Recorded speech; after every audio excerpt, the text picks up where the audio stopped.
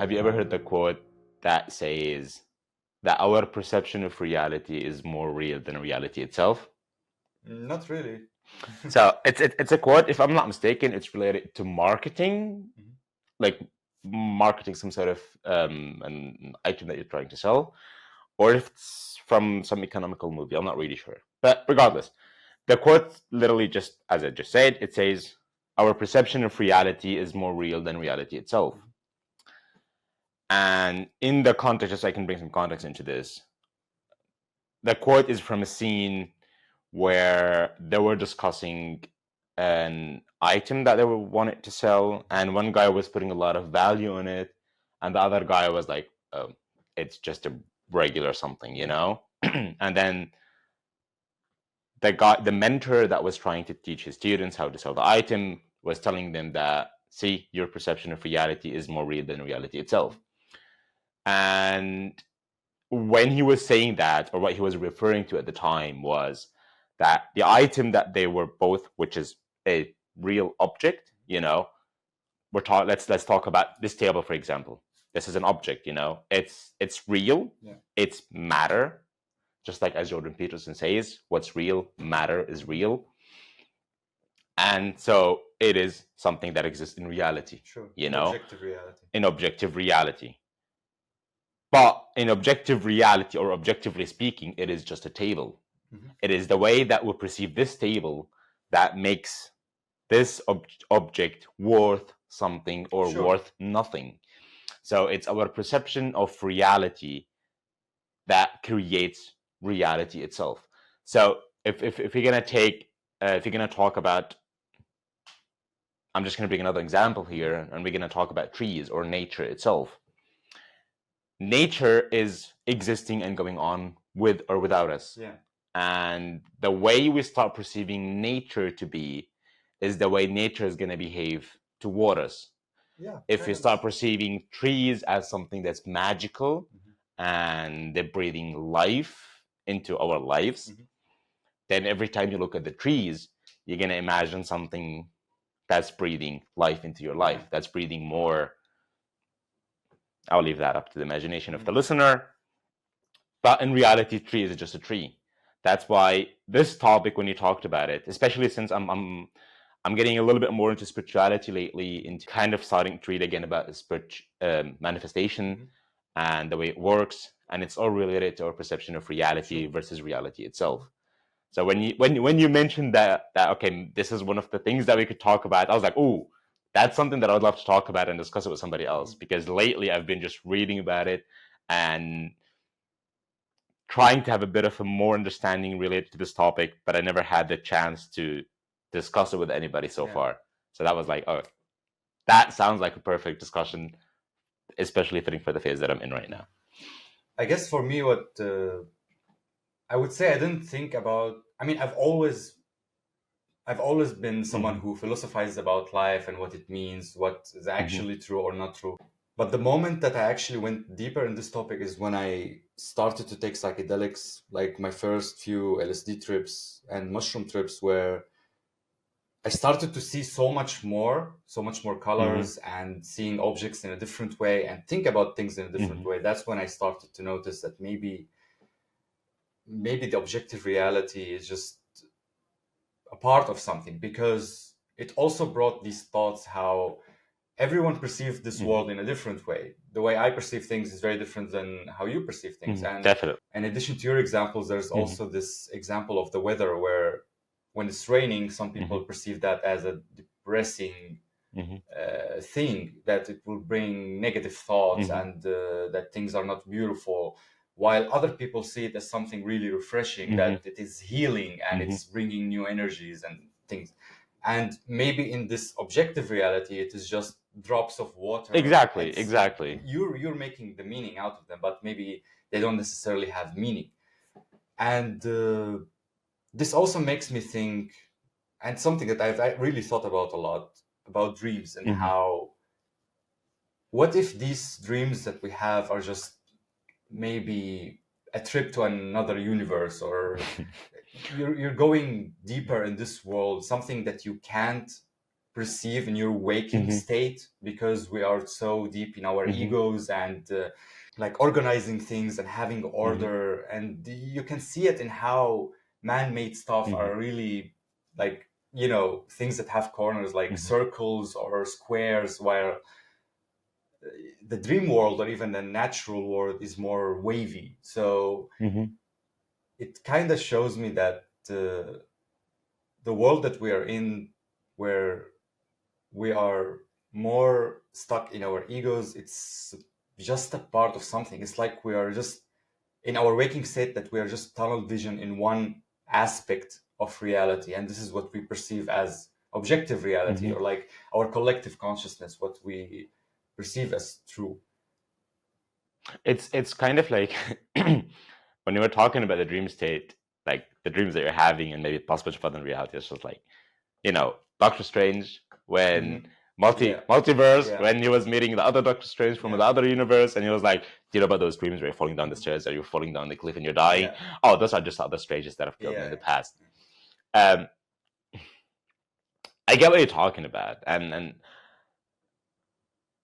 sure, I'm not professional that can, you know, or I'm not someone who knows the answer to this, but I've one of my theories, which I'm sure somebody already talked about it before me, but one of the theories that I thought about at some point in my life was that our dreams, like the dreams that we have, and especially the dreams that leave a mark on us after we wake up, and they kind of remain, because we all have dreams, you know, and I'm pretty sure that I'm not the only one, but like for the majority of my dreams are stuff that I don't remember.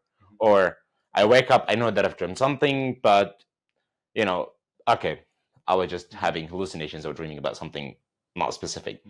But there's certain dreams that when you wake up, and at least for me, and I have some sort of like an after effect of me, you know, I'm either remembering the dreams or remembering some stuff from the dreams, or there's an emotion left behind from that dream. And for those specific dreams, I've come to realize that they are kind of our subconscious, or us from a different universe that is talking to us about something.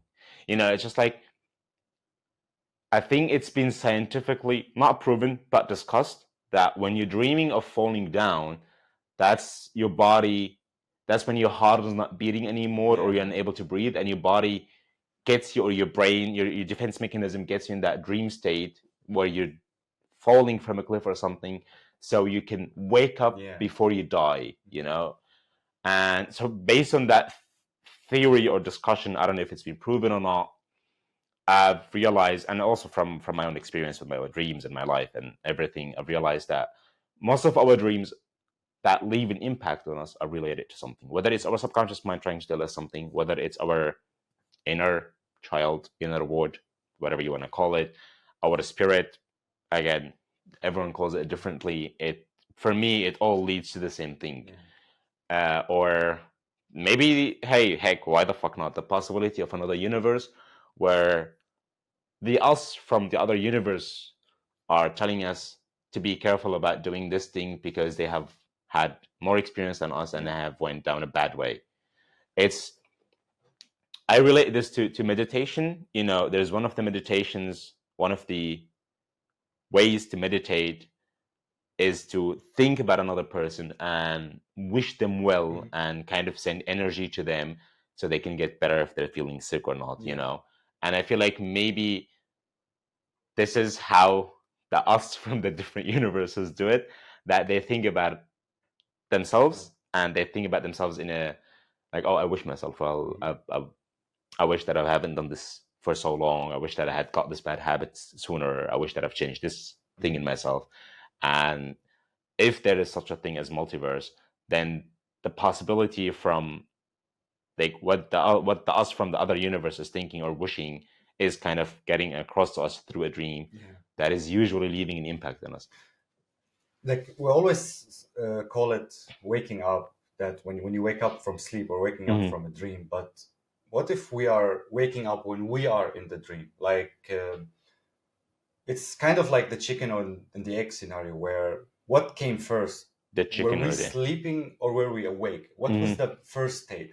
Like, how can you determine if we are now not dreaming? Because when you are dreaming, mhm. it feels real. In the moment, it feels real. Definitely. And there's more proof to that with like lucid dreaming, Mhm, where you can try different techniques and mhm, practice where you might be able to control your dreams, to have mhm, full mhm, control, where you are aware that you mhm. are in this different universe or whatever you And want to yeah. call it, and you can control what Mhm, happened. You're like the painter of this universe. You're the painter of.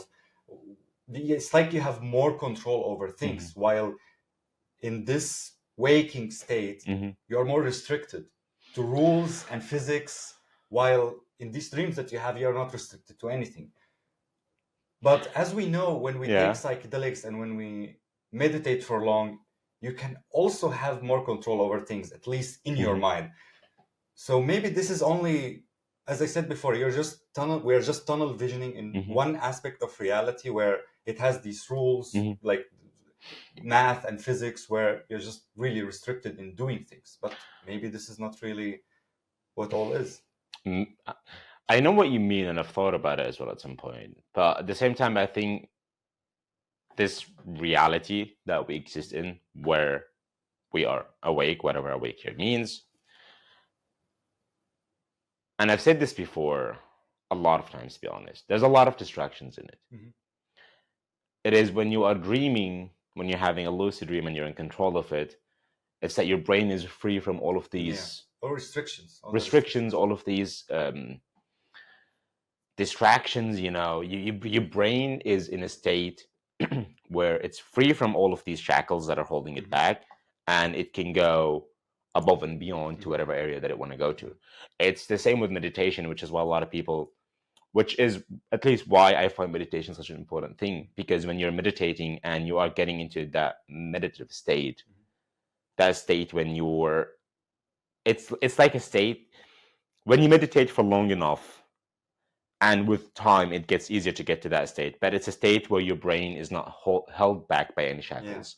It's like you are free to dream, to imagine, Mhm.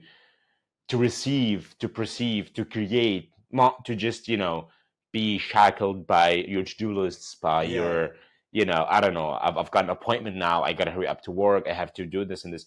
You're just free from all of these worries and shackles, and then the brain is able to create, the brain is able to perceive, Mhm. the brain is able to go, again, I'm using the words above and beyond, because I guess I'm missing the words to describe what I'm Maybe what, there what, is what no I'm maybe trying there is no to. specific word for that. So that's why I'm using the words above and beyond. But if you're gonna go into the question, what is real and what is not, I don't think there's an answer to this. I think that everyone finds out some sort of, or comes to some sort of conclusion, and they decide that, okay, this is the conclusion, Mhm. or this is my answer to this question, Yeah. and I'm just gonna end up believing that when I'm awake, or at least what my senses are able to perceive, is what's real, Mhm. and what my senses are not able to perceive is Yeah. not real. And some people are gonna go on the other side of the spectrum, and you know, like believers, like religion, Mhm. like spirituality, when you're believing in the consciousness, in a higher being, in gods, in whatever it is, it all comes back. I we get, like I'm gonna go back to the first, to the beginning of this episode, where I said your perception of reality is more real than reality Mhm. itself, because I believe like the way that you perceive reality is what makes reality a Yeah, kind of, reality. kind of, kind of. So Your reality. Like, your subjective reality, sure, sure. exactly. So if you perceive reality to be something that's created by a god or by a higher being, then anything that you do, anything that you're going to perceive, anything that you're going to try to create is going to be in relation to that Mhm. subject, or in relation to whatever you Yeah. believe in. On the other hand, you can also take.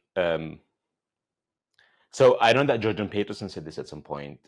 I'm not really sure if I understood what he's meant It's very hard to correctly, understand what he because means. exactly he took like a very simple basic idea, and it's Jordan He Peterson. He's complicates that it that, that, out of that proportion. it's not that his brain just works on a Yeah. completely different realm, vibrations, Yeah. frequencies.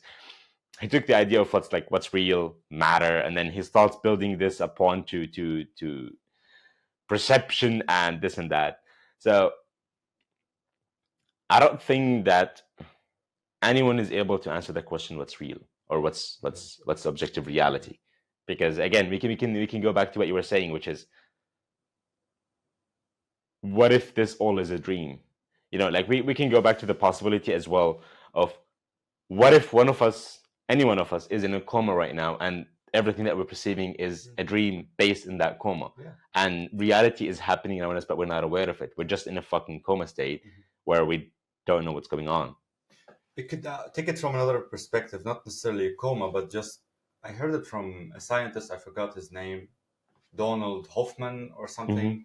He talks about it in the way that maybe we are wearing a mask on what reality really is, that we have a mask that we can't remove. Actually, some religions talk about it in a different way, like in Islam or Christianity, that there is other beings, but you have a mask. Like in Islam, it's a jinn or something, that these beings are invisible because you have this mask. While if the mask is removed, you can see all of these other beings and other worlds in front of you. That this objective reality is restricted because of this mask that we are wearing. And you can take it even in a scientific way, that the world is so many dimensions and complicated, and this mask simplifies it because our brain can't really handle it. Yeah, so, it would be too much information. You can't remove this mask, because if it was removed, then it will be too much to handle, and your brain maybe you will just go unconscious or something because it's too much.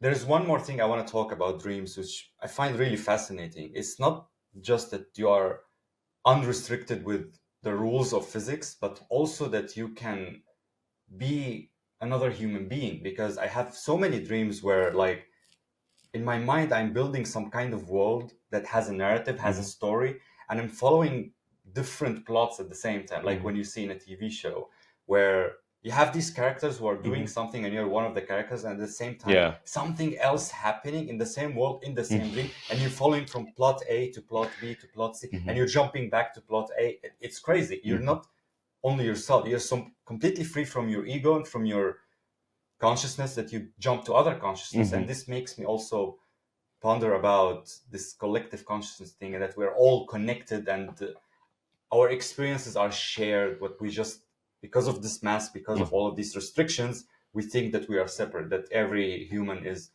separate from the other human. And I find this just really fascinating.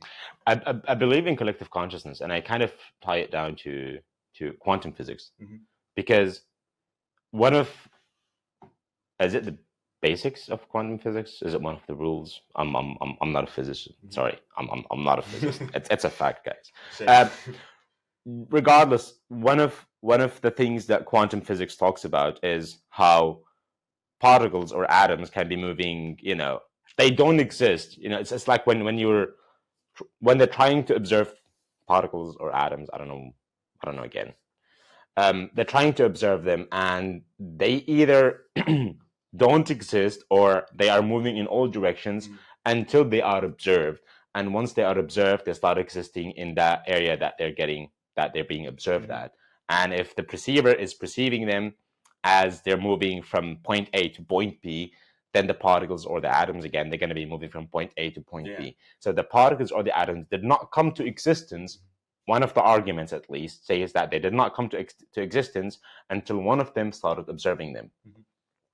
And I believe it's the same with collective consciousness, because what's crazy about it is, if you have an idea about doing something or saying something or starting some sort of, I don't know, movement, creating some sort of product, if you don't do it, somebody else will do it within a certain time span. And that's about creativity in general, and ideas that exactly from jump in the air, because that particle, that atom, that idea did not exist until somebody, whether it was you or somebody else, observed it for the first time and gave life to it. And then if you stop observing it, the atom is there until somebody else comes and starts observing it again. It's like, it's fascinating. The way that I look at it is, I don't know if I've talked this in previous episodes or not, but one of my analogies is, imagine all humanity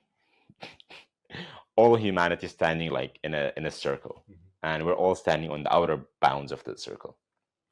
and you're only able to perceive yourself, so you're not aware that there's other human beings next to you. And it's like a spider net that spreads out in all directions from you, in all directions, and they're all connected behind, in the front, on the sides. And every time you take a decision, you are jumping from point A to point B. And then when you go from point A to point B, now there's a new spider net that's opening more and more possibilities. And those spider nets are connecting all of humanities. So every decision you make, you're going from, I don't know, frequency number 1, frequency something to frequency something, or from certain vibrations to a different vibrations, while there's spider nets, decisions to make, and stuff, or articles or particles or atoms that you're observing, which somebody else on those vibrations or frequencies are also looking at. Yeah. And if you're like, the image in my head is so freaking hard to explain, but it's like a whole 3D spider net that's going from up to down, from all dimensions.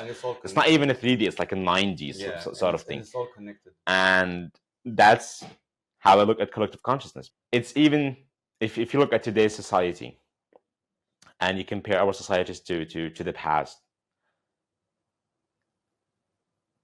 the psychology, the importance of the human brain, our conditions, our emotional conditions, it didn't matter in the past until somebody gave birth to the ideas, or breathed life into that idea. And then at some point it started becoming slowly a little bit more important.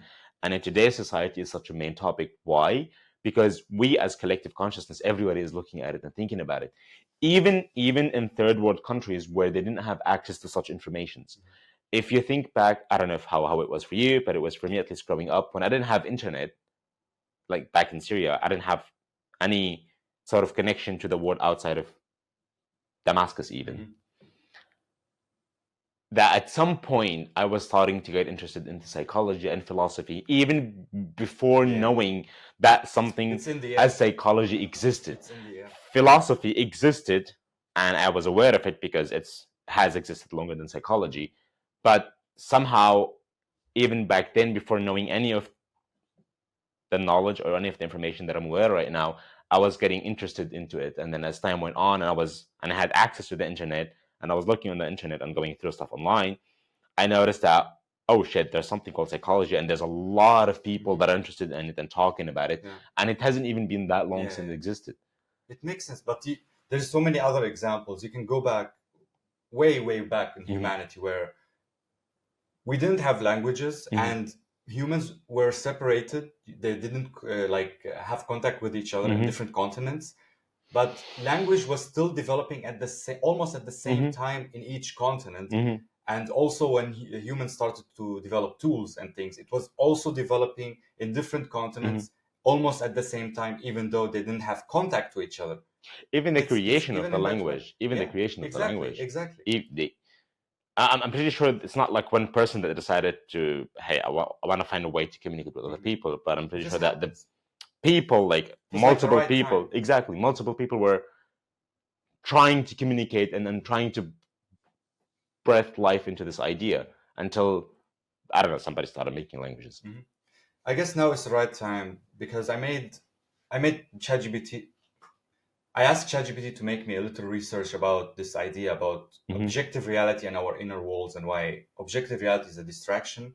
And it showed me so many different theories and ideas and things, but I collected 4 of them. And you actually already mentioned one of them that's really important about these particles, when you observe them and when you not observe them. So I'm just going to read them out. And they're kind of like something to think about and ponder, because you can see them as proof, you can see them as just a theory, you can just think about them. They're really thought-provoking. So I'm going to start by the theory you already mentioned, but just saying it in different words. So it is called the observer effect scientifically, and it's the mere act of observing can influence the outcome of events at the subatomic level. As one science summary puts it, by the very act of watching, the observer affects the observed reality. As a famous example in the double slit experiment, An electron seems to exist in multiple states until it is observed or measured, at which point it collapses into one specific state or location. When under observation, electrons are forced to behave like particles rather than waves. So the act of observation changes what actually happens. And this is like one of the scientific theories, at least, the scientific proofs that this could be actually true. And I want to jump to more philosophical things that happened in way back in humanity. So there is something that is called Maya, which is the world as illusion, and it is in Hindu philosophy. So in Hindu thought, the concept of Maya describes the world as a kind of illusion. Maya is often linked to a magic trick that hides the true nature of reality, making us believe that the material world we see and touch is all that exists. Yet beyond this illusion is a deeper, unchanging spiritual truth. Hindu sagas teaches that our everyday experience is not the ultimate reality. It is a fleeting appearance, veiling the eternal essence. For example, it's a really famous example that I read in other things also. It compares a human being so engrossed in a video game that you don't notice someone entering the room. In the same way, being absorbed in the physical world can make us miss the spiritual reality beyond it. It's what you said, that the world is so full of distractions that maybe that's why we don't see the real world, because we're so distracted with objects and material things. I think Alan Watts, at least I heard it from Alan Watts as well, when he said that the answers, so the idea spun from Alan Watts, at least I heard it from Alan Watts, but Chris Williamson's actually talked about it in a very interesting way when he said that the answers that you're looking for are in the silence that you're avoiding. The symbols and the... It's not only this, because Alan Watts, I'm going to connect it now to Alan Watts. Alan Watts says that when you're looking for an answer, or at least I'm summarizing what he was pointing toward. It's like when you're looking for an answer, when you're trying to escape from the real world, you should always go inward. In the sense of we all have our own inner worlds and we have the external world. The external world can be too stressful and too daunting and too distracting. And instead of trying to look for solutions in that outer world to how to improve yourself, remember that you've got an inner world, and in that inner world, you are a perfect human being who can give, who can create anything that you want. That's where you find most of the answers. Exactly. Because you are able to create things. And when you're able to create, so if everything spawns from within you, wouldn't that kind of make you a complete human being in your inner world? And if you can spawn something from the inner world to the external world, then you can technically bring happiness from the inner world, or bring happiness innerly and spread it into the outer world. This is also the idea why we are our own gods. Exactly. We can create, exactly. We contain all the answers. It's Exactly. all inside of you. Exactly. You can't rely too much on the external world because the answers are within you. This is something that took me a long time to comprehend, actually. Another interesting story from Plato's time, which is the cave story. It's called Shadows versus Truth. In the famous metaphor, a group of people live chained in a cave, facing a blank wall. All they ever see are shadows projected on that wall by objects passing in front of a fire behind them. For these prisoners, the shadows constitute the whole of reality, since they know no other life. Plato imagines one prisoner breaking free and escaping the cave. Outside, he finally sees the fire, the objects, and the real world beyond the cave, realizing that the shadows were mere illusions mistaken for reality. When he returns to tell the others, they don't believe him and cling to their familiar shadows. The allegory illustrates how our ordinary perception can be like those shadows on the wall, a limited projection, not the full truth. What we take as real might be only a dim shadow of a greater reality, much as the cave's shadow were distractions from the vivid world outside. This, you can take it in the modern world as well. Look at North Korea, where they don't have internet, they don't have too much technology, they're restricted in their world, and many of them don't believe that the outer world exists, that America exists, that Europe exists, and they think their country is the only place, everything. Exactly. The whole planet, the whole world. Yeah, and this is a perfect illustration of this story and how the way you perceive reality is your reality. There is more to it, but you don't believe it, you don't see it, but it is still your reality. You're part of the reality, and North Korea is part of the world, and these people exist. And they have their own experience, and It's maybe like if one of them escapes and somehow returns, and it's all like of them, somebody who never traveled, you know, Mhm. and they know. Yeah. Let's say somebody who never traveled, but they were aware that there's other countries in the universe. There's other countries, there's other world in our planet, and there's other planets. Yet sometimes it's hard to perceive or to believe because your perception has so far been only restricted to familiar areas Yeah. that are in your consciousness. Mhm. You know, or at least you were told You know what that you know. you were told that other countries and other Yeah. universes and other planets exist, but yet you've never went there. So Mhm. you're, for some people, when their imagination kind of gets stuck, they're not able to believe that. Yeah. So they only aware of, okay, well, I'm from this country. Oh yeah, sure, there's other countries that exist, but today, You don't take you them know, through. You can see it also in America in general, how Mhm. so many people there, they're stuck in one place and they never travel, and they think the I USA think is the only place that. I'm sorry, Americans. I don't want to offend you, but America is a different story. Yeah. They've got a lot of There's so much problems. nonsense. There's so There's much nonsense. there's so much, not only just nonsense. I think it's also related to many other factors in their day-to-day life that they got to that point. Don't forget that they also don't have real identity, because if you look at Arabs, Europeans, Australians, any continent, you'll see that even South America, that they have rich and long and old identity, history. But Americans don't have that. They came from Europe, they killed the Indians and took the place, and they don't have too much history. So maybe that plays part of it. I don't know. It's a really, like, USA I is a don't know really if complicated if that's story. the case, but It's really complicated. exactly. It's there's so many factors, I guess, Because that you can play a see hand so there. much nonsense that starts Mhm. there. It's crazy. But that's a different topic. There's We're gonna leave you guys in peace for now. One day we will come back to you. Don't One day. worry. There's one more thing I want to mention that I find interesting, and I actually read it in his book from Carl Jung. Mhm. So this is about the inner worlds and dreams, which is Jung's insight and poetic metaphors. So modern psychology also talks a lot about how our objective reality is different from our inner worlds, and Carl Jung explored it in the notion that the inner world is more real or important than the outer one. Carl Jung believed that looking inward is key to awakening. He wrote, "Who looks outside dreams, who looks inside awakes." In other words, if we only focus on the external world, it's like we remain in a dream state, captivated by endless reflections and illusions. But by turning our gaze inwards into the mind, soul, or subconscious, we can wake up to a deeper reality about ourselves. Jung's perspective suggests that what we experience outwardly is, in a sense, insubstantial or illusory compared to the truth we can find within our own consciousness. Our identity and meaning aren't ultimately found in external things, but by exploring the psyche and soul.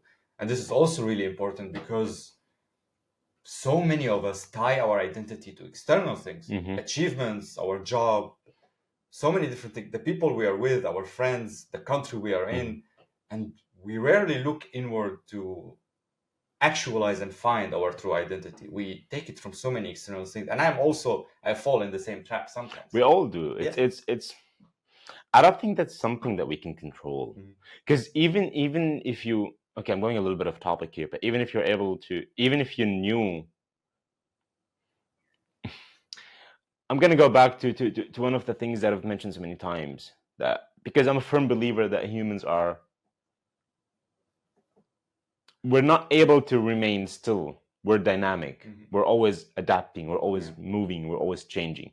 So even if you knew who you were innerly, you will change that with time. Like, that's bound to happen. That's a fact. Because we're adaptive creatures. And sure, we're adapting mostly to our external world, but that kind of also reflects our inner world. And just like our inner worlds would reflect the way we perceive the external world, there's too many connections there. And since we're always in a changing state, I know there's a lot of people who say they hate change and they never change. We all do. But I'm you're bound to change. we all do, whether you admit it or not, whether you did it consciously or not, we all do change. Mhm. But the interconnection between the inner and the external worlds and the way we adapt and change, even if you knew who you were innerly, do you actually know who you are innerly? Mhm. Because Probably not. that's going to change. Mhm. And as that changes with time, you're going to be distracted by the objective reality. And then till you start figuring out what the changes happen in the inner world, that's when you're already adapting to the next objective reality. So it's like we're always jumping from one state to another. Like we start here, you start going innerly to figure out what's going on innerly, but on the objective reality, already moving forward. So the inner is also changing. So Yeah. when you figure it out, you start going back externally. It's like a never-ending loop. But I don't think it's only that. It's also the fact that we like control, and if you tie your identity to external things, it's controllable because you can control your achievements. You can control who to be with. You can control where to live. But your inner world is so complex and changing and wavy that you can't tie it in. You can't restrict it. You can't make it fixed. But we like to make things fixed. We like to control things, and it's really hard to control your inner world. It's unpredictable. So I think it's another factor why it's hard for us to look within, because we are often terrified and scared by what we will see. While if we look only externally, most of the time we can control what we want to see. Definitely. Yeah. It makes things easier. Yeah. But we go back to the simple. We want to make things easier. Yeah. So it makes me also think that maybe the answers to the real world are obvious, but we're just not looking in the right places because we're just too distracted by things. We're so focused and hyper fixated on fixed things, the objective. It's the problem here is that our human nature also plays a role. We have our own human needs. We have our. We're restricted by our bodies. That's also not only this, but like even the brain. Like I'm kind of disregarding the spirit here a little tiny bit, but the brain, the human nature, the human consciousness, the defense mechanism, all of these stuffs are also playing a role in us getting more attracted or more engaged into the objective reality than the inner world, because it makes it easier. It makes it more simple. It's easier to engage and interact with external stuff instead of going innerly and fighting your demons, for example. So, and we have our own human needs that we need to fulfill. That's how the brain functions, and we can only fulfill these needs or scratch these by interacting with the external world. Exactly. Maybe we can do it innerly by imagining ourselves doing a situation or doing something, but that doesn't scratch that itch as much as the external world.